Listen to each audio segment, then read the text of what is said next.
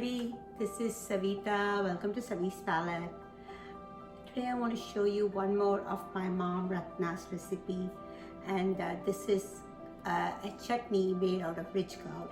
Rich gourd is also called Heerekai in my language Kannada, and this used to be one of my favorite chutneys my mom used to make. It's very different and unique, and I would like to show you how to make that today.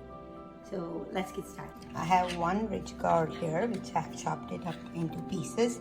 You don't need to take out the seeds unless the seeds are really hard, and also the peel, you don't need to peel it, so the whole thing goes in. You can also just make this with the rich gourd peels by itself. About 4 small green chilies. I have about 10 or 12 curry leaves, and I took some frozen fresh turmeric out. You can add turmeric powder. Then I have half a cup of frozen coconut, which I'm thawing. While we grind, we'll add fried Jeera Methi powder, tamarind, and salt.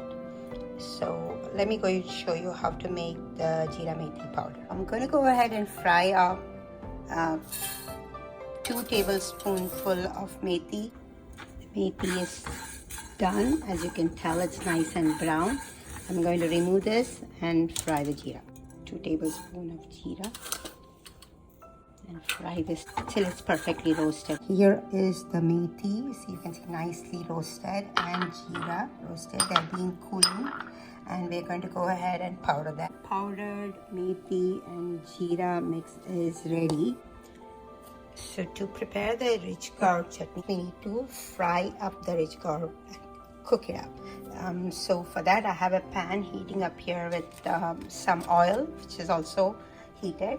And to this, first I'm going to add my curry leaves and the green chilies. And now we'll add our turmeric. And then add the rich gourd.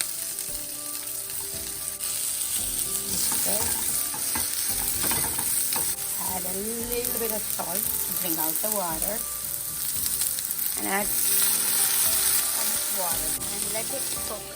Okay, the rich gourd is ready to be ground, so I'm going to let this cool and we will grind up the chutney. Right, the rich gourd or the Heerekai mixture has cooled down, and to this we're going to add about half a cup of coconut and about a 3/4 teaspoon of the jeera and the methi powder. We'll taste and add more if we need it later.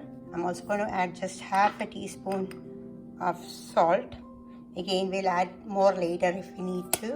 So we'll add about half a teaspoon of tamarind, and we're only going to add very little water. I'm just going to add about 1/4 cup of water to this, and we're going to grind this up.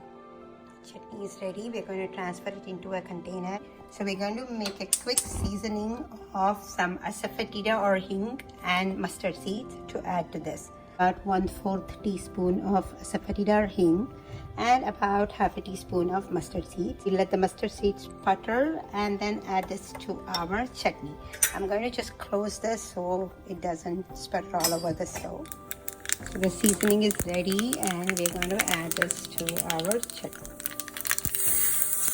Heerekai chutney is ready with the seasoning, and the smell is so heavenly. The key ingredient for this chutney is this mixture of methi and jeera powder. So as you can tell, I make a lot at a time and keep it so I can use it every time I make this chutney. And this chutney goes really well with dosa, Chapathi, and it's really tasty with just plain rice or curd rice.